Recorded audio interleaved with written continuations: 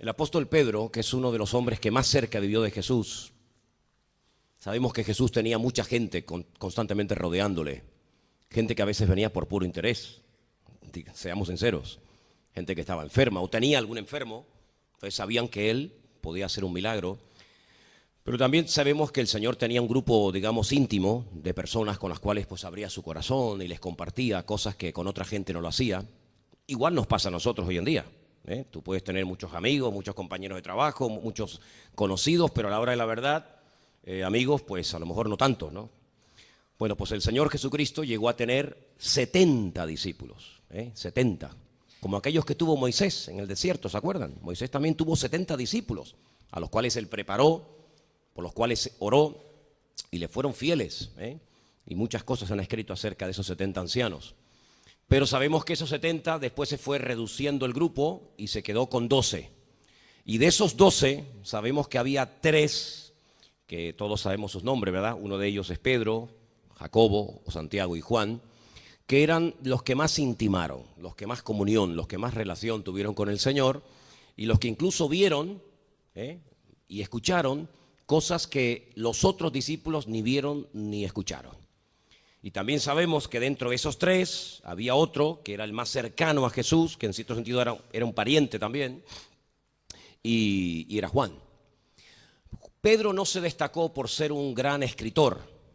Hay gente que se expresa mejor hablando que escribiendo. Pero también conozco a muchos hermanos que son capaces de escribir maravillas, pero luego a la hora de hablar en público les da mucho corte, les da mucha vergüenza y no saben, dicen, uy, a mí me da mucha vergüenza. Pero sin embargo después lees lo que han escrito y dices, madre mía, si yo hablara en público como este escribe en privado, pues sería un fenómeno, ¿no? El apóstol Pedro fundamentalmente fue un predicador, un hombre que exponía el evangelio, pero él se dio cuenta que cuando él muriera, cuando él ya no estuviera en esta vida, muchas de las cosas que él había visto, muchas de las cosas que él había aprendido del Señor, pues se podían olvidar.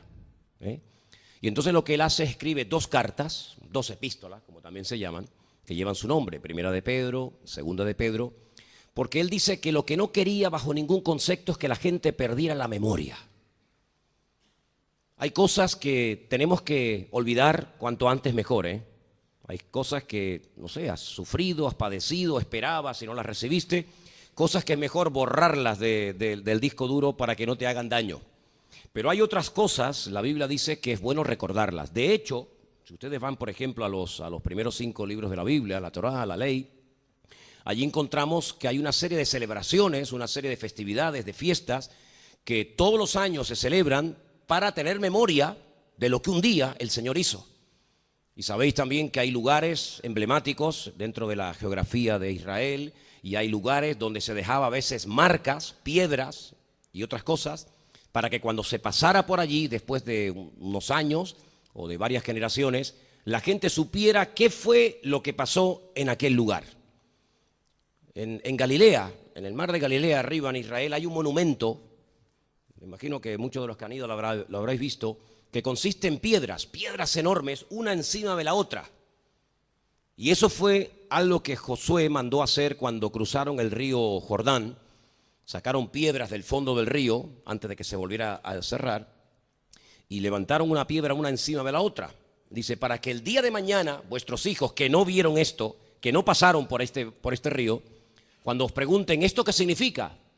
Pues que ustedes les digan, bueno, es que aquí hace 40, 50 o 100 o lo que sea de años, aquí el Señor un día hizo un milagro por los que estaban en aquel momento vivos. Y no queremos que ustedes se olviden de que un día aquí el Señor hizo algo grande. Así que estas piedras no es un monumento abstracto que no tiene ningún sentido, sino que este monumento tiene un significado, tiene un trasfondo espiritual que tenemos que recordarlo siempre, ¿no? Entonces Pedro apela mucho a la memoria.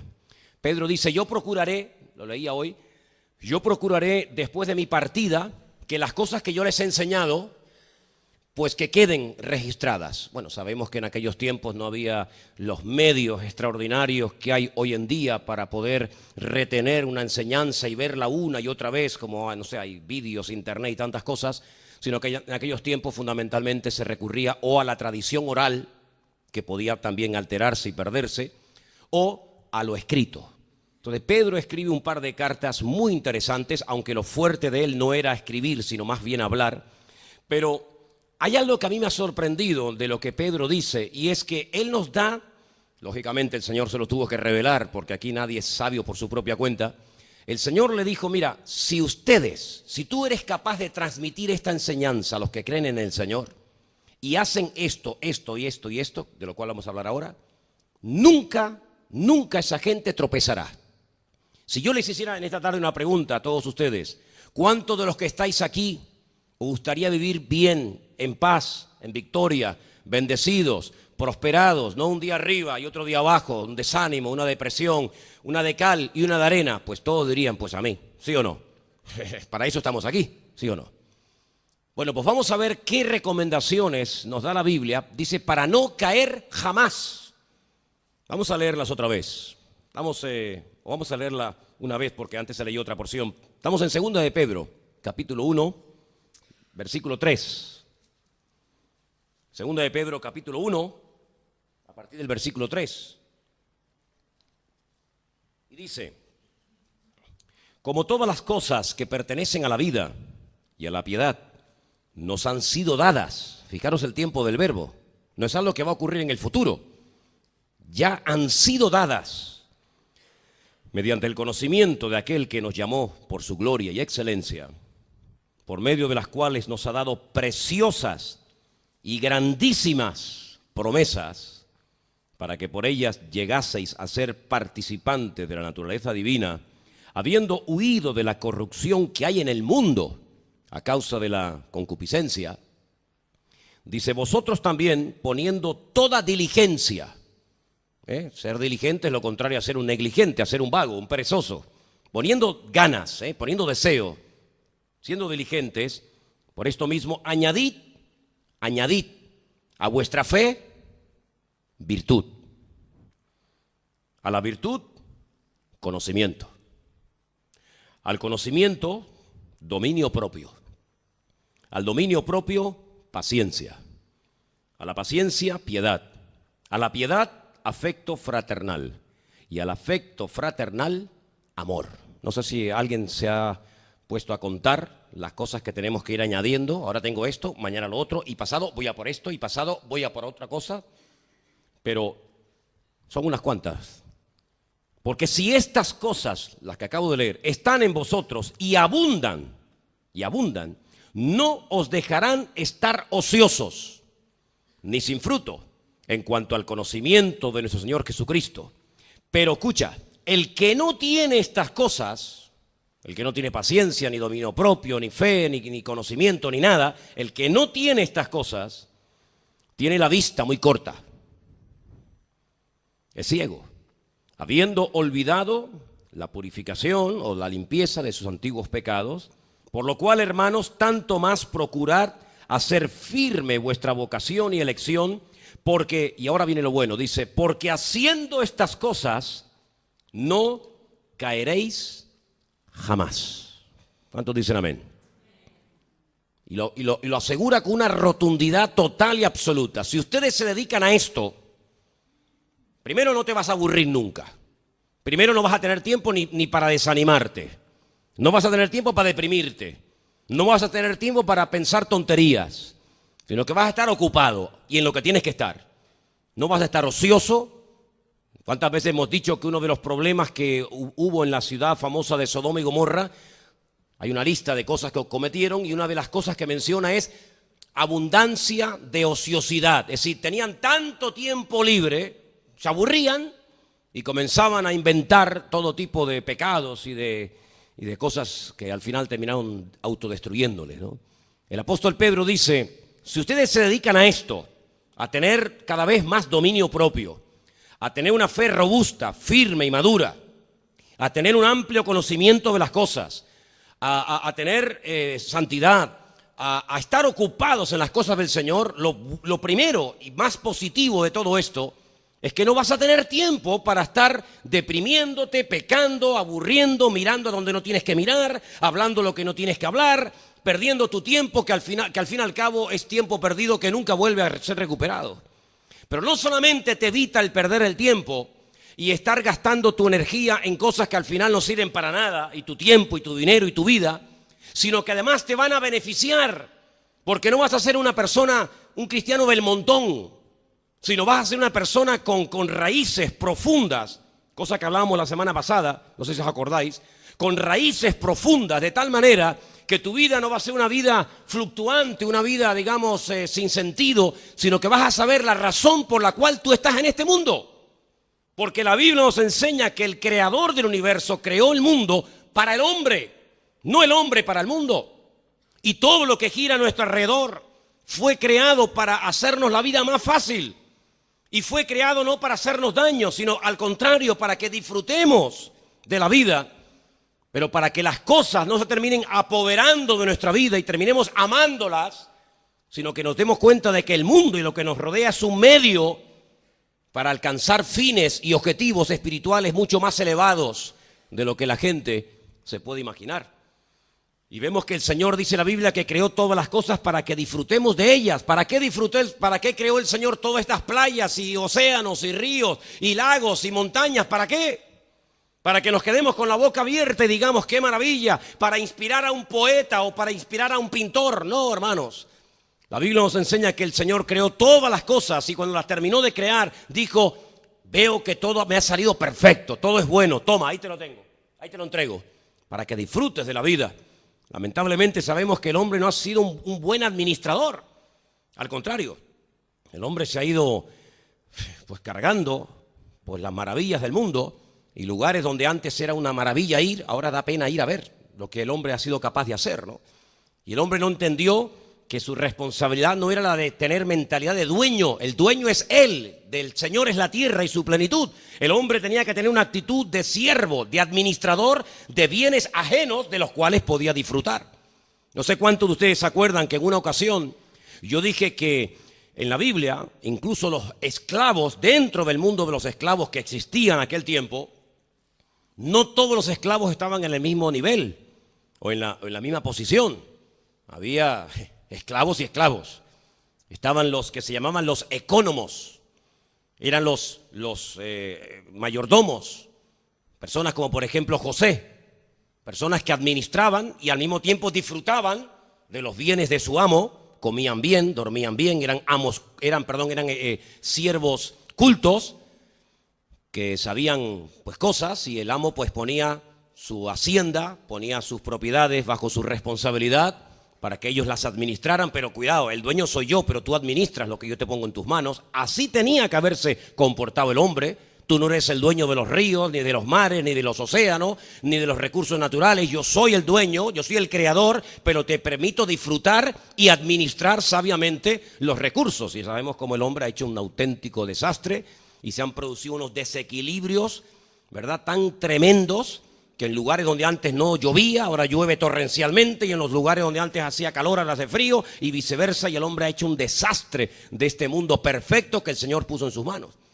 Luego había otro tipo de esclavos o de siervos que eran los pedagogos, los ayos, como le llama Pablo en una carta que le escribe a los Gálatas, que eran los esclavos que sabían leer, que sabían escribir, que sabían matemáticas, que eran esclavos cultos, pero que tuvieron la desgracia de caer en la esclavitud. Y el amo los compraba para que le enseñaran toda su sabiduría y todo su conocimiento al heredero, al niño que el día de mañana sería heredero. Y ahí Pablo escribe una alegoría extraordinaria, ¿no?, entre el esclavo y el niño y el heredero, que la pueden ver en el libro de Gálatas, ¿no?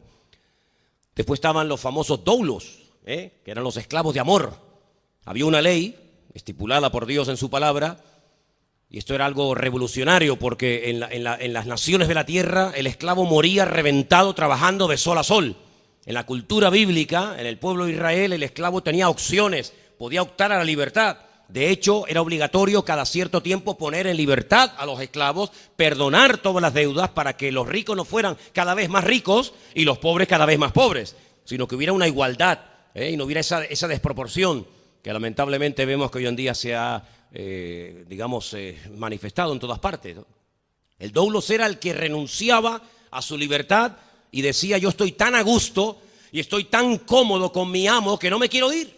Yo estoy aquí bien, yo estoy mejor aquí que gozando por ahí, entre comillas, de mi libertad.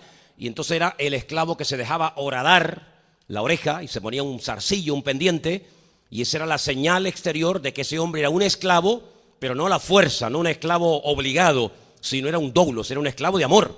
El que pudiendo haber sido libre, renunció a su libertad porque era más grande el afecto y el amor que tenía hacia su amo que hacia su misma libertad. Luego estaban los más bajos en el escalafón, los que se llamaban en griego los uperetas.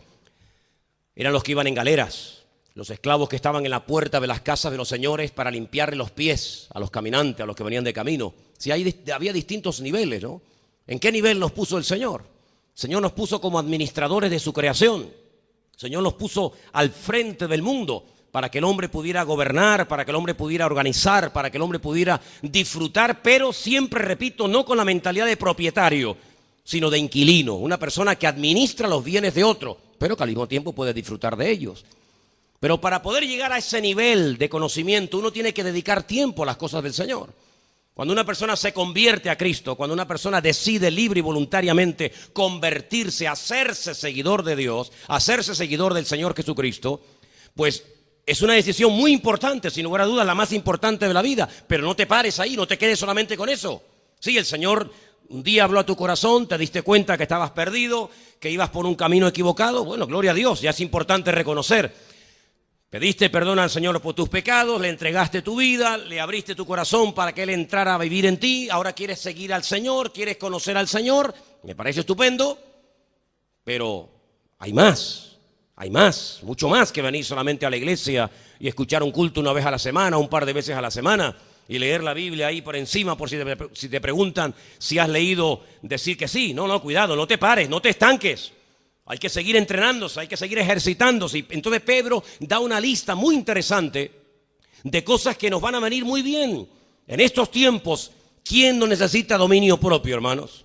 Con tanta injusticia y con tantas barbaridades que vemos que se cometen, uno tiene que tener un dominio propio tremendo.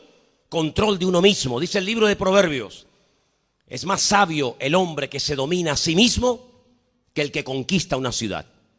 Hay personas que son capaces de conquistar grandes cosas fuera del hogar, pero luego en la casa son un desastre. Así le pasaba a algunos personajes de la Biblia, ¿verdad? Que ganaban todas las batallas de puertas para afuera, pero de puertas para adentro las perdían todas. Eran capaces de matar a un gigante, de derrotar a un ejército, pero eran incapaces de instruir y de amar y de disciplinar a un hijo por amor. Son esas paradojas, esas cosas tan raras que a veces ocurren en personajes bíblicos como David, como Samuel y tantos personajes, ¿verdad? Así que es importante el dominio propio. ¿Y qué me dicen de la paciencia? No se puede vivir en estos tiempos sin paciencia, pero la paciencia, si ustedes vienen conmigo a la carta que Pablo le escribe a los Gálatas en el capítulo 5, es una de las características de lo que conocemos con el nombre del fruto. El fruto, no de un manzano o de un peral, sino el fruto del Espíritu. Y dice en el libro de Gálatas, capítulo 5, versículos 22 y 23 lo siguiente: mas el fruto del Espíritu es, tome nota, amor, gozo, paz, paciencia, benignidad, bondad, fe, mansedumbre, templanza. Contra tales cosas no hay ley, no hay límite.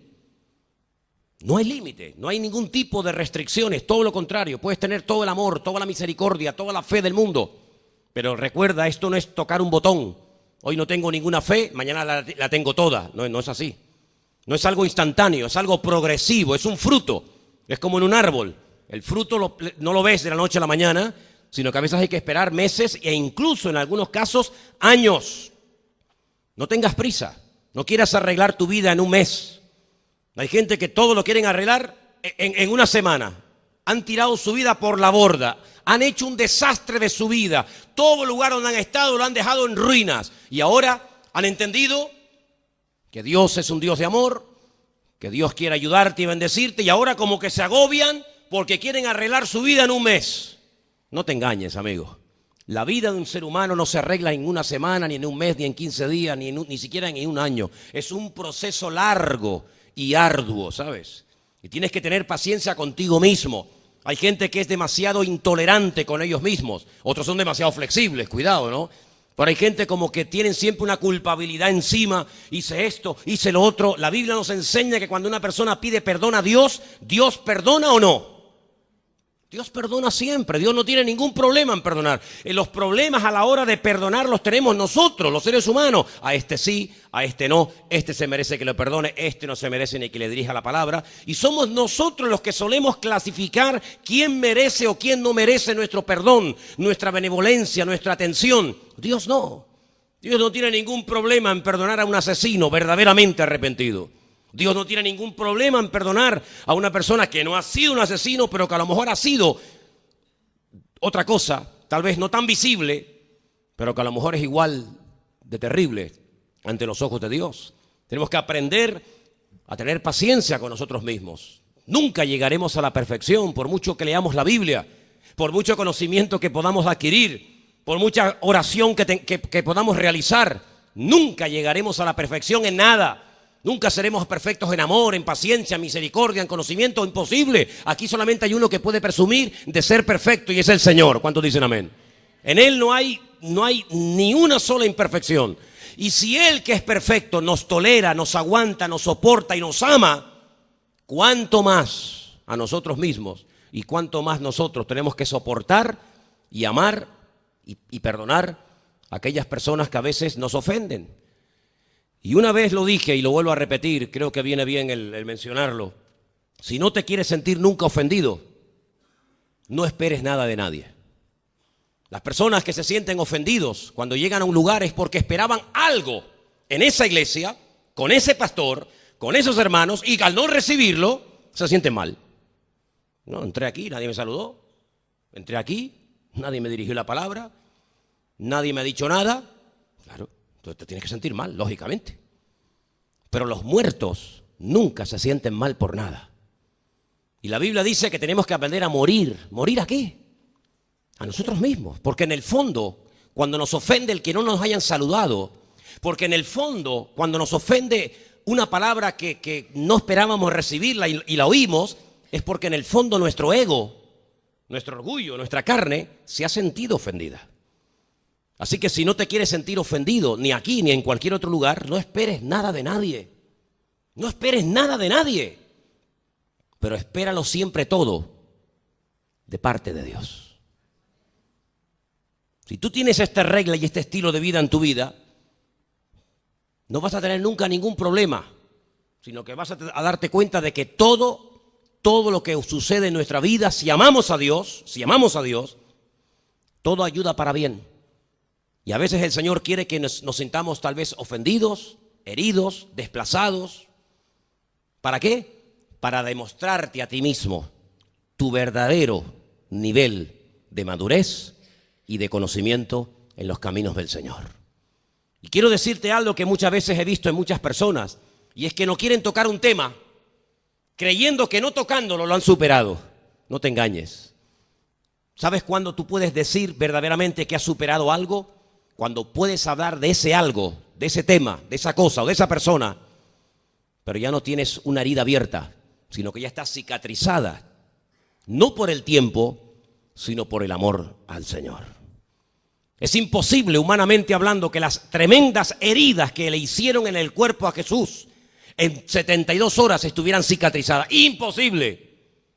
Sin embargo, lo primero que le enseña cuando aparece en aquel salón donde estaban sus discípulos muertos de miedo, dice que les enseña sus manos y sus pies y les dice, mírenlas, mira, no estoy sangrando, sino que ya están cicatrizadas. Para enseñarles a ustedes que al que más han ofendido, al que más han cuestionado, al que más han calumniado, al que peor han tratado de toda la historia de la humanidad, ha sido a mí. Pero yo no vengo aquí para reprocharle nada a nadie. Yo no voy a mañana presentarme en la habitación mientras duerme Poncio Pilato y le voy a meter un susto y lo voy a coger por el cuello y cuando me vea lo voy a matar de un susto. Y no voy a ir a la casa de fulanito y no voy a ir a todos los ciegos, mudos, paralíticos y leprosos que yo resucité y limpié y sané. No voy a ir a arreglar las cuentas con nadie, porque con el único que tuve que arreglar mis cuentas fue con mi Padre, con nadie más. ¿Cuántos dicen amén? Cuando tu vida está escondida, como dice la Biblia, hay un texto en Judas que dice que nuestra vida está escondida con Cristo. Y Cristo está escondido en Dios. Es decir, hay una seguridad, hay una protección, hay un lugar, hay un refugio donde yo me puedo meter en medio de la tormenta y cuando pasa el chaparrón, cuando pasa la dificultad, yo puedo estar tranquilo. ¿Por qué? Porque yo sé en quién he creído y yo sé en quién he confiado. Miren a Pablo en medio de una tormenta, él se levanta al día siguiente y dice: hermano, anoche el Señor me dijo que si nos mantenemos unidos, ninguno va a morir. Nadie en este barco va a morir. Llevaban más de 3 semanas sin ver estrellas, sin ver sol, a la deriva, muertos de miedo ahí en el mar Mediterráneo. No sabían ni dónde estaba, miedo a quedar encallado y que el barco se reventara y se partiera en 1000 pedazos de un momento a otro. Pero a mí anoche me dijo el Señor que ni uno va a morir. Los demás estaban muertos de miedo. Sin embargo, Pablo transmitía seguridad, porque uno transmite lo que tiene, no lo que le gustaría tener. Tú transmites lo que tiene. ¿Por qué tanto miedo en acercarse a una persona contagiada por el virus del ébola? ¿Por qué tanto miedo en tocarla? ¿Por qué tanto miedo en contraer? Porque te va a transmitir lo que tiene. Si no tienes ese virus, no te pasa nada, no tienes miedo de nada ni de nadie. Exactamente igual ocurre con lo bueno.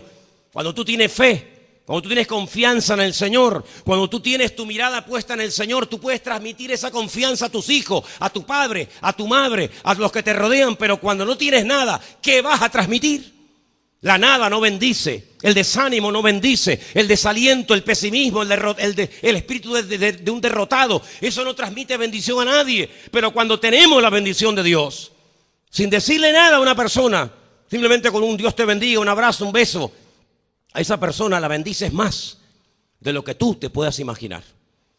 Y por eso muchas veces el Señor simplemente lo que hacía era que tocaba a la persona, no decía nada, lo tocaba. ¿Sabías? ¿Tú sabes lo que significa para un leproso que lo tocaran? ¿Cuántos años llevaría ese hombre o esa mujer sin que nadie se atreviera a tocarle por miedo a ser contagiado? ¡Qué asco! Sin embargo, el Señor llegaba y lo tocaba. Y esa persona era sanada emocionalmente. Yo nunca olvidaré, hace muchos años, una señora muy ancianita venía todos los domingos a una iglesia que tuvimos durante años en el barrio de La Salud. Y esa señora venía todos los domingos, venía del asilo, venía al culto y se iba. Ella entraba con su bastón. Y una vez me dijo: ¿usted sabe por qué yo vengo a esta iglesia? Yo pensé que me iba a decir porque le gustaba cómo cantábamos o cómo predicábamos. Nada de eso. Dice: yo vengo aquí porque nada más entrar la gente me da un beso y un abrazo. Y yo estoy toda la semana sin sentir calor humano. Pero cuando vengo aquí y los chicos, los jóvenes, ustedes me dan un beso y un abrazo, para mí eso es vida, que no lo puedo comprar ni con dinero. ¿Se dan cuenta?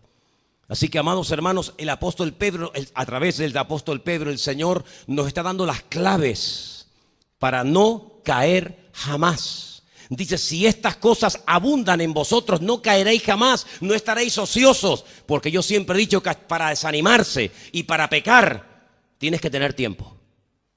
Pero si no te sobra tiempo para esas cosas, es porque tienes tu tiempo bien invertido en las cosas del Señor. Amén, hermanos. Y quiero dar unas pequeñas pautas de 4 cosas que tenemos que evitar si usted quiere mantenerse firme en los caminos del Señor. Primero, selecciona tus amistades. No llames amigo a cualquiera. Amigo es un título que vale mucho. Y hay gente que a nosotros ese título no se lo puedes dar a cualquier persona. Porque la Biblia dice que el amigo, el verdadero amigo, muchas veces es mejor que el mismo hermano. Jesús dijo: ¿queréis ser mis amigos? Dice: haced todo lo que yo os mando. Así que selecciona tu círculo de amistades. Segunda cuestión: evita ciertos y determinados lugares donde tal vez por la fe, por las debilidades que todavía tú tienes, tal vez por tu falta de crecimiento o por lo que sea, no te convienen estar. Hay lugares donde te expones a un riesgo innecesario. ¿Qué es lo que hacen muchas veces las policías cuando hay tormentas? Acordonan la zona, ponen unas cintas y dicen: no, de aquí para allá no se puede pasar. No se puede pasar. ¿Por qué? Porque el mar está muy bravo. ¿Qué es lo que ocurre muchas veces? La gente atrevida saltan la valla o se ponen a sacar una fotografía o se ponen de espalda al mar. ¡Bum! Viene un golpe de mar y se lo llevó porque fue un imprudente. Proverbios, el libro de Proverbios dice que el simple ve el peligro y pasa por el peligro. El prudente lo ve y se aparta. Eso dice el libro de Proverbios. Por lo tanto, hay lugares donde no es bueno que te expongas a un riesgo innecesario. ¿Para qué tentar a la suerte? ¿Para qué ir a un lugar donde durante tantos años en ese lugar tú caíste? ¿Para qué? ¿Qué razón tenía el Señor y qué sabio era cuando el Señor siempre mandaba a sus discípulos acompañados? Amén, hermanos. Nunca los mandaba solos. Qué curioso que cuando uno quiere pecar, emplea la noche y la soledad para pecar. Qué curioso eso, ¿eh? Qué cosa, ¿eh? Sin embargo, el Señor siempre mandaba a sus discípulos de 2 en 2 o de 3 en 3, porque dice el libro de Eclesiastés que cuando dos van, si uno cae, el otro lo levanta. Pero si uno va solo y cae, ¿quién lo levantará? Uno de los consejos que se dice cuando vas a hacer rutas por alta montaña es que nunca vayas solo. Siempre tienes que ir con alguien. O cuando vas a ir por grutas de nieve o lo que sea, siempre tienes que ir con algún compañero para que en un momento determinado el uno ayude al otro. Tercer consejo.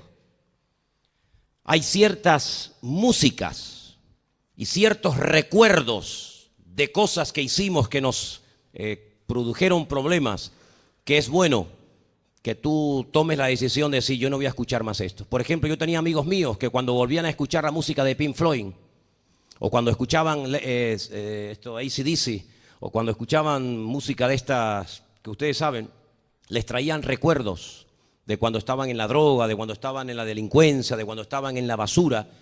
Entonces, ¿para qué volver otra vez a escuchar músicas que a tu subconsciente le van a despertar el deseo de volver a hacer y de volver a practicar lo que durante tantos años te dominó y que ahora estás luchando por dejar? Así que hay músicas que no convienen. La música tiene un efecto en las plantas y en los seres vivos y en los seres humanos como tú no te puedes ni imaginar. Te podría hablar durante horas y horas de los efectos nocivos y de los efectos positivos de la música. Se han hecho experimentos en granjas, se han hecho experimentos con música, con plantas, con verduras, con animales. Animales que eran expuestos a una música agresiva, a unos tonos súper violentos y agresivos, y comenzaban a deteriorarse, a secarse, a morir y a dejar de dar fruto. La Biblia dice que el rey Saúl, cuando tenía aquel demonio, porque no era otra cosa más que un demonio que lo atormentaba y lo perturbaba y no lo dejaba dormir, ni comer, ni vivir, ni caminar, ni nada, la Biblia dice que dijo, tráiganme a alguien que me ayude. Y le dijeron, busquen al hijo de Isaí. El hijo de Isaí, el más famoso, fue David. Y David tenía una gran virtud, y es que dice que tocaba muy bien el arpa, una especie de mini guitarra. Dice que cuando él le tocaba la música al rey Saúl, el demonio que tenía se iba de él, se sentía mejor y cobraba alivio. Ya sé que era una especie de parche, ¿no?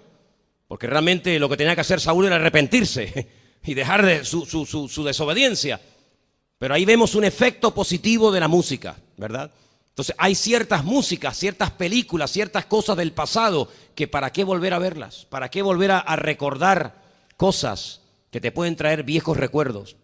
Muchas veces le digo a la gente, mira, si hay cosas en tu casa que te van a traer recuerdos, cosas en tu casa que te recuerdan lugares, personas y momentos, cógelas y tíralas a la basura. Y si no tienes el valor de tirarlas, me llamas que yo voy y te las tiro.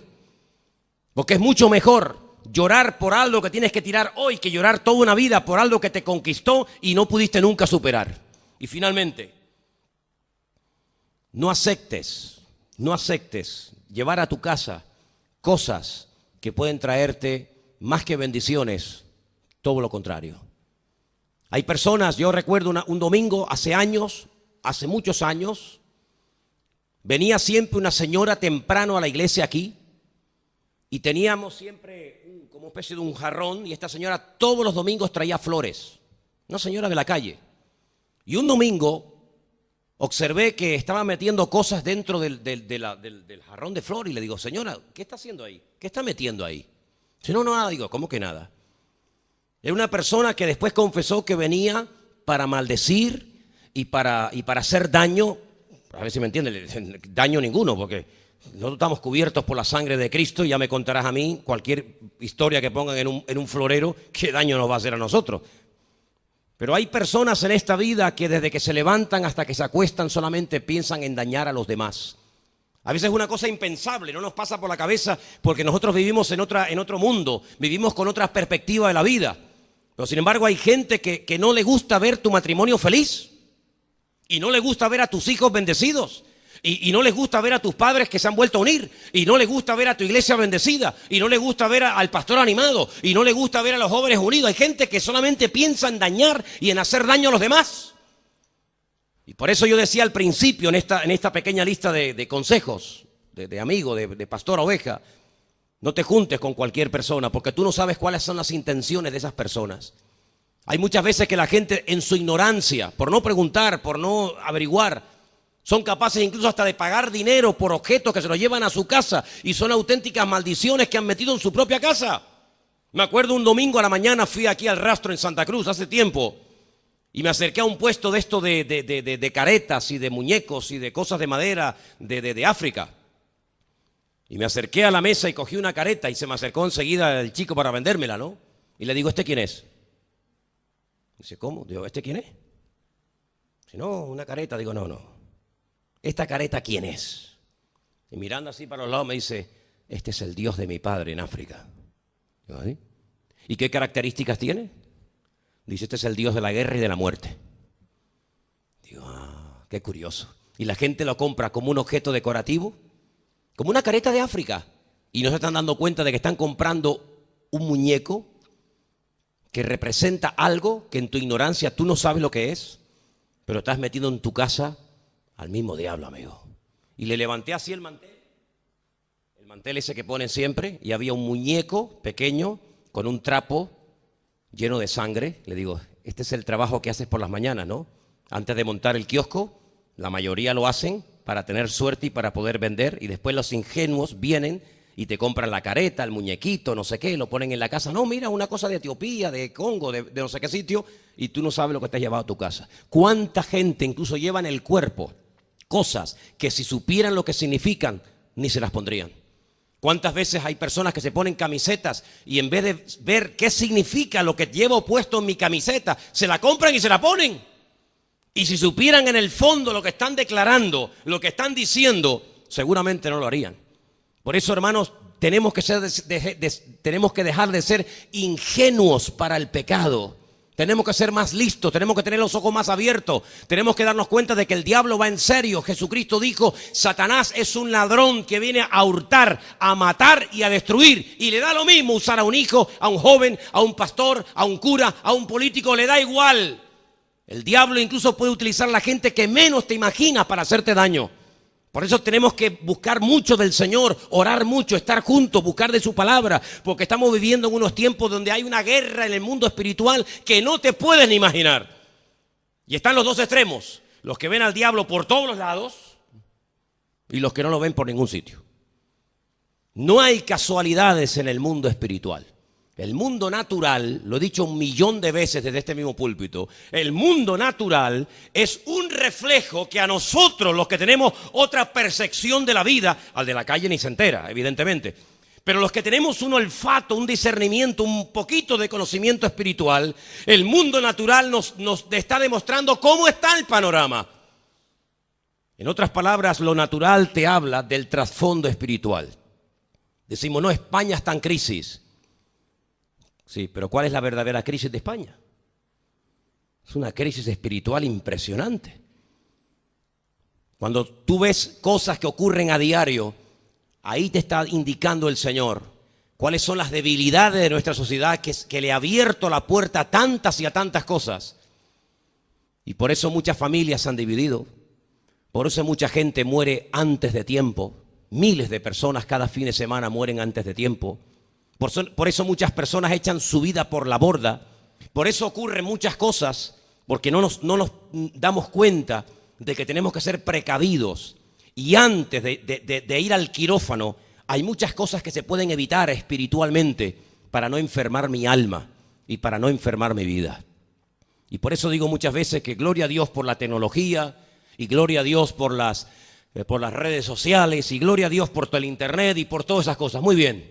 Pero tengamos cuidado, no abramos la puerta de nuestro hogar, no abramos nuestra mente a basuras que a la larga nos terminan dominando. Y parece que hay personas que no saben vivir sin 4 o 5 cosas, cuando realmente con el que nunca deberíamos de poder vivir es sin tenerlo al Señor. ¿Cuántos dicen amén? Vamos a orar en esta tarde, amados hermanos. Y ahí donde usted está, donde está sentado, Pídele al Señor, Dios mío, yo quiero ser sabio para las cosas tuyas, Señor. No quiero ser un ignorante, un ciego.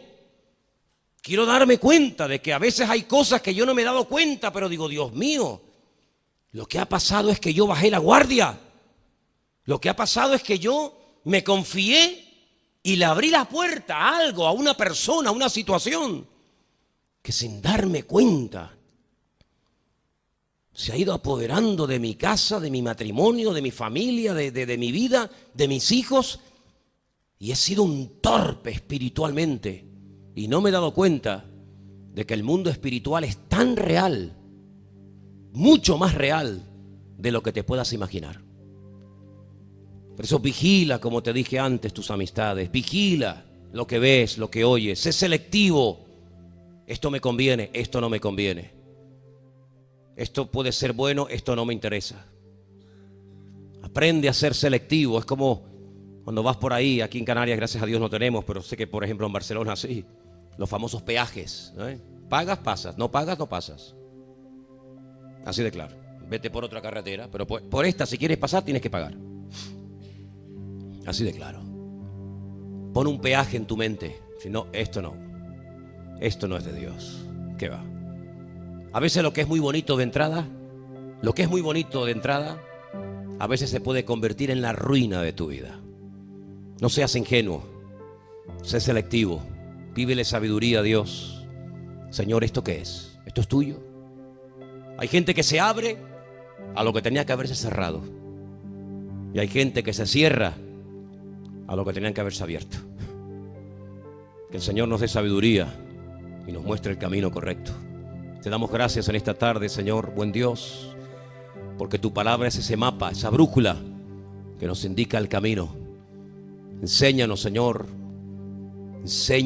las cosas. Danos sabiduría, conocimiento, revelación, para que podamos saber qué es de Dios, qué no es de Dios, para que podamos interpretar las cosas adecuadamente. Y te pedimos como padres, ayúdanos a criar a nuestros hijos correctamente. Señor, dale sabiduría a los jóvenes, incluso a los más pequeños de la iglesia.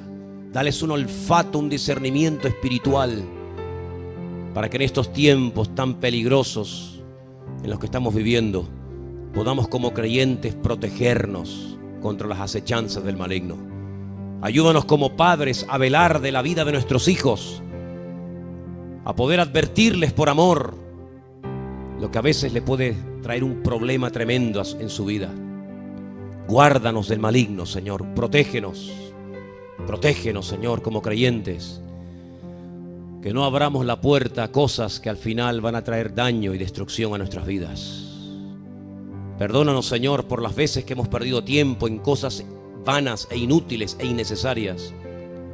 Perdónanos, Señor, por las veces que a veces hemos invertido tiempo y dinero y nos hemos ilusionado con cosas que a la larga no merecían la pena. Señor, ayúdanos, queremos aprender y hacer las cosas bien. Reconocemos nuestra torpeza, reconocemos nuestra ignorancia, somos torpes muchas veces, Señor, somos ciegos muchas veces, pero te pedimos que tú nos ayudes a hacer las cosas bien, decentemente y con orden. Bendito sea, Señor. Te damos gracias por tu paciencia, por tu amor. A ti la gloria y la honra, mi Dios. En el nombre bendito de Jesús. Aleluya. Vamos a ponernos de pie, hermanos, en esta noche. Como veis, vamos a participar esta noche de la Santa Cena, del pan y del vino. Hemos explicado muchas veces lo que esto significa. Volver a la porción que nuestro hermano nos leía esta tarde, que Matías nos leía. El apóstol Pedro, que es uno de los hombres que más cerca vivió de Jesús, sabemos que Jesús tenía mucha gente constantemente rodeándole. Gente que a veces venía por puro interés, seamos sinceros. Gente que estaba enferma o tenía algún enfermo, entonces sabían que él podía hacer un milagro. Pero también sabemos que el Señor tenía un grupo, digamos, íntimo de personas con las cuales pues abría su corazón y les compartía cosas que con otra gente no lo hacía. Igual nos pasa a nosotros hoy en día. Tú puedes tener muchos amigos, muchos compañeros de trabajo, muchos conocidos, pero a la hora de la verdad, amigos, pues a lo mejor no tanto, ¿no? Bueno, pues el Señor Jesucristo llegó a tener 70 discípulos, 70. Como aquellos que tuvo Moisés en el desierto, ¿se acuerdan? Moisés también tuvo 70 discípulos, a los cuales él preparó, por los cuales oró y le fueron fieles. Y muchas cosas se han escrito acerca de esos 70 ancianos. Pero sabemos que esos 70 después se fue reduciendo el grupo y se quedó con 12. Y de esos 12 sabemos que había 3, que todos sabemos sus nombres, ¿verdad? Uno de ellos es Pedro, Jacobo, Santiago y Juan, que eran los que más intimaron, los que más comunión, los que más relación tuvieron con el Señor y los que incluso vieron y escucharon cosas que los otros discípulos ni vieron ni escucharon. Y también sabemos que dentro de esos 3 había otro que era el más cercano a Jesús, que en cierto sentido era un pariente también, y era Juan. Pedro no se destacó por ser un gran escritor. Hay gente que se expresa mejor hablando que escribiendo. Pero también conozco a muchos hermanos que son capaces de escribir maravillas, pero luego a la hora de hablar en público les da mucho corte, les da mucha vergüenza y no saben, dicen, uy, a mí me da mucha vergüenza. Pero sin embargo después lees lo que han escrito y dices, madre mía, si yo hablara en público como este escribe en privado, pues sería un fenómeno, ¿no? El apóstol Pedro fundamentalmente fue un predicador, un hombre que exponía el evangelio, pero él se dio cuenta que cuando él muriera, cuando él ya no estuviera en esta vida, muchas de las cosas que él había visto, muchas de las cosas que él había aprendido del Señor, pues se podían olvidar. Y entonces lo que él hace es escribe 2 cartas, 2 epístolas, como también se llaman, que llevan su nombre, primera de Pedro, segunda de Pedro, porque él dice que lo que no quería bajo ningún concepto es que la gente perdiera la memoria. Hay cosas que tenemos que olvidar cuanto antes mejor, Hay cosas que, no sé, has sufrido, has padecido, esperabas y no las recibiste. Cosas que es mejor borrarlas del disco duro para que no te hagan daño. Pero hay otras cosas, la Biblia dice que es bueno recordarlas. De hecho, si ustedes van, por ejemplo, a los primeros 5 libros de la Biblia, la Torá, la Ley, allí encontramos que hay una serie de celebraciones, una serie de festividades, de fiestas, que todos los años se celebran para tener memoria de lo que un día el Señor hizo. Y sabéis también que hay lugares emblemáticos dentro de la geografía de Israel y hay lugares donde se dejaba a veces marcas, piedras y otras cosas para que cuando se pasara por allí después de unos años o de varias generaciones, la gente supiera qué fue lo que pasó en aquel lugar. En Galilea, en el mar de Galilea, arriba en Israel, hay un monumento, me imagino que muchos de los que han ido lo habréis visto, que consiste en piedras enormes, una encima de la otra. Y eso fue algo que Josué mandó hacer cuando cruzaron el río Jordán. Sacaron piedras del fondo del río antes de que se volviera a cerrar y levantaron una piedra una encima de la otra. Dice, para que el día de mañana vuestros hijos que no vieron esto, que no pasaron por este río, cuando os pregunten, ¿esto qué significa? Pues que ustedes le digan, bueno, es que aquí hace 40, 50 o 100 o lo que sea de años, aquí el Señor un día hizo un milagro por los que estaban en aquel momento vivos. Y no queremos que ustedes se olviden de que un día aquí el Señor hizo algo grande. Así que estas piedras no es un monumento abstracto que no tiene ningún sentido, sino que este monumento tiene un significado, tiene un trasfondo espiritual. Señor.